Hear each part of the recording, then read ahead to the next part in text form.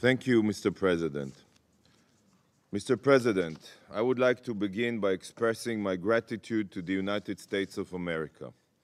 The United Nations was established in the wake of the Holocaust to prevent such atrocities from happening again. Ambassador Thomas Greenfield, thank you for defending these values.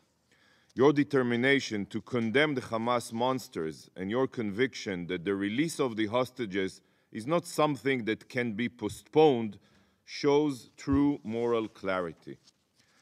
The American resolution, should it have passed, would have marked a moment of morality for the UN, a place where good is evil and justice is injustice. It would have been the very first time that this Council, or any UN body, condemned Hamas and their brutal massacre.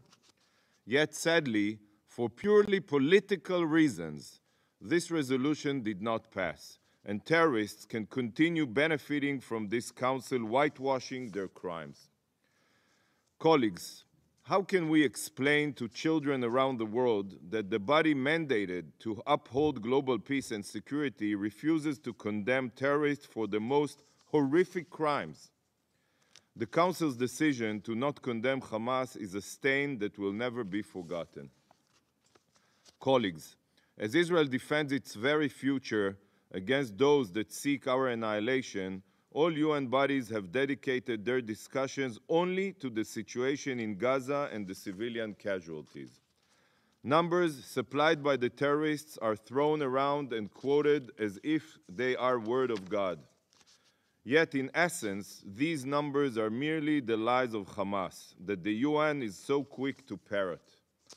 The time has come to put an end to this myth. Hamas knows that they cannot defeat Israel militarily. Their goal is to annihilate Israel, and their strategy is to terrorize our civilians while weaponizing the international community to tie our hands in order to ensure their survival. And how do they do it? They use Gazans as human shields in an effort to maximize civilian casualties, knowing that it will lead this Council to pressure Israel into ending the military operation. Remember, please remember, for Israel, every civilian death is a tragedy. For Hamas, civilian deaths are a strategy. And sadly, you are playing into Hamas's strategy exactly as they predicted. Israel is a law-abiding democracy. We take every effort to minimize collateral damage. Israel has gone above and beyond to ensure the safety of civilians. We drop warning leaflets, make tens of thousands of phone calls, and provide Gazans with military maps detailing safe corridors. Israel has taken steps that no other military in any other conflict, has ever taken, all in order to mitigate civilian casualties. Hamas, on the other hand, built for years hundreds of miles of terror tunnels in which terrorists hide and our hostages are held. Why do they do it? Hamas does exactly this in order to exploit Gazan civilians as human shields and to increase the death toll. For Hamas, more murdered civilians is key to their survival. It's their path towards a ceasefire that will keep them in power. So ask yourself if you're not helping them with their strategy. So Hamas, through the Gaza Ministry of Health that it controls, provides false statistics, which are then parroted around the globe, promoting the lies of terrorists. By merely only looking at the Hamas numbers, it is crystal clear that they cannot represent reality. A statistics professor from Wharton Business School recently released an analysis of the Gaza Ministry of Health numbers proving that not only are they distorted, but they are also inflated. They have no possible basis in reality. But even if we were to take Hamas's falsified numbers at face value, the non-combatant to combatant ratio in Gaza is roughly 1-to-1. This is the lowest ratio in the history of urban warfare. Every civilian death in Gaza, as I said, is tragic, but the only party to blame is Hamas. Yet the Security Council refused to hold Hamas accountable for deliberately putting Gazans in the line of fire. Condemn the tunnel under schools. Condemn the exploitation of hospitals for terror. Hold Hamas accountable. The same can be said about the libelous narrative of famine in Gaza. This too is Hamas propaganda which the UN has chosen to embrace. There is absolutely no limit that Israel places on humanitarian aid entering Gaza.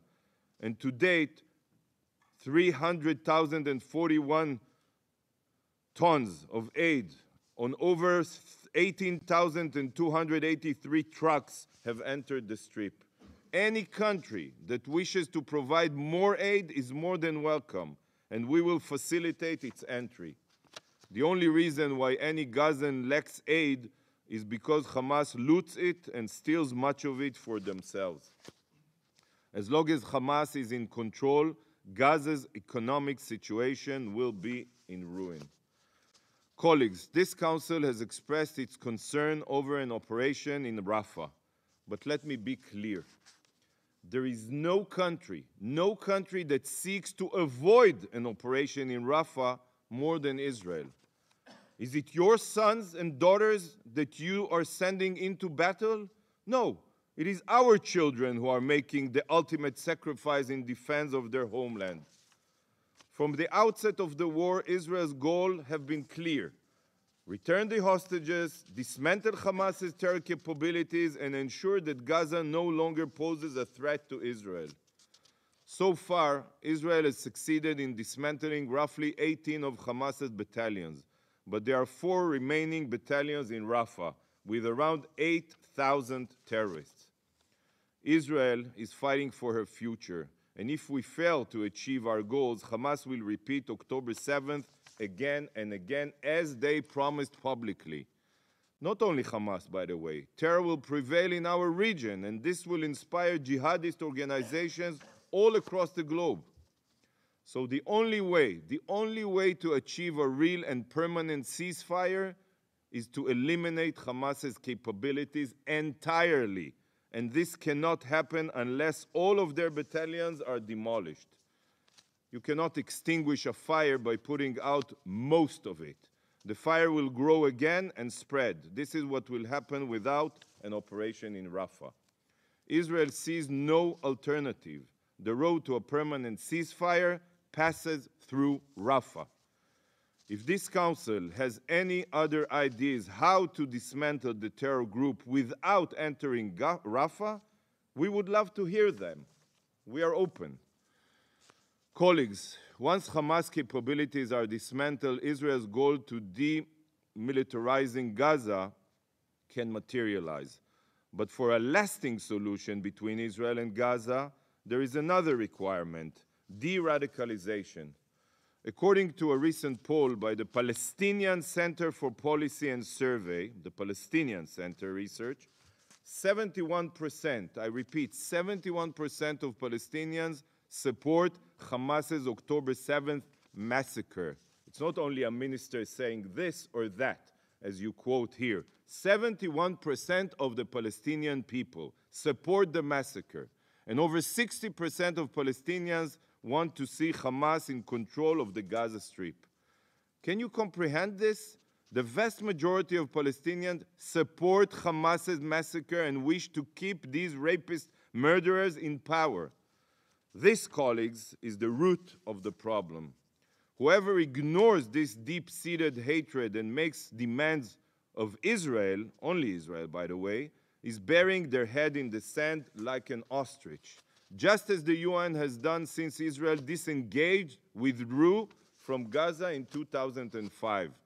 For 18 years, the UN has turned a blind eye to Hamas's bigotry, incitement, and radical indoctrination to terror that is rampant in schools across Gaza, by the way, including in UNRWA schools. We hear calls for 2 states, for peace, yet the UN refuses to address the underlying issue. The vast majority of Palestinians are not looking for peace. What is most important to them is Israel's annihilation at any cost. This is why de-radicalization is key. by making one-sided demands of Israel without making any demands of the Palestinians to end their culture of hate and incitement, a long-term solution will never be possible. Demand that the Palestinian Authority combat terror. Demand that they end incitement. Demand that they stop paying salaries to terrorists. Demand that they de-radicalize the people. The educational transformation that the German people underwent after the Third Reich was toppled is what the Palestinians need to receive so that they finally support coexistence. Coexistence with Jews. Coexistence with Israel. That's how we educate our kids. Mr. President, the war may be in Gaza, but this war extends much further than our battle against Hamas. The true puppet master directing Hamas, Hezbollah, the Houthis, all of them to attack us and their militias is, as you all well know, is Iran. Iran is the architect of instability, and its ambitions of world domination must be stopped. The Ayatollah regime is determined to wipe Israel off the map, and they are not ashamed to say it publicly. Tomorrow, dear colleagues, the Jewish people will celebrate the holiday of Purim. And this holiday is a very important message to the murderous Ayatollah regime and the rest of the world. 1,500 years ago, in Persia, which is modern-day Iran, the king signed a disastrous decree, a resolution calling to annihilate all the Jews in his empire. Following this catastrophic decision, the Jewish people banded together, and through conviction and faith, they succeeded in reversing this resolution, gaining the right of self-defense. As a result, the Jewish people defeated all those who set out to murder them, and the man behind this evil plot was executed.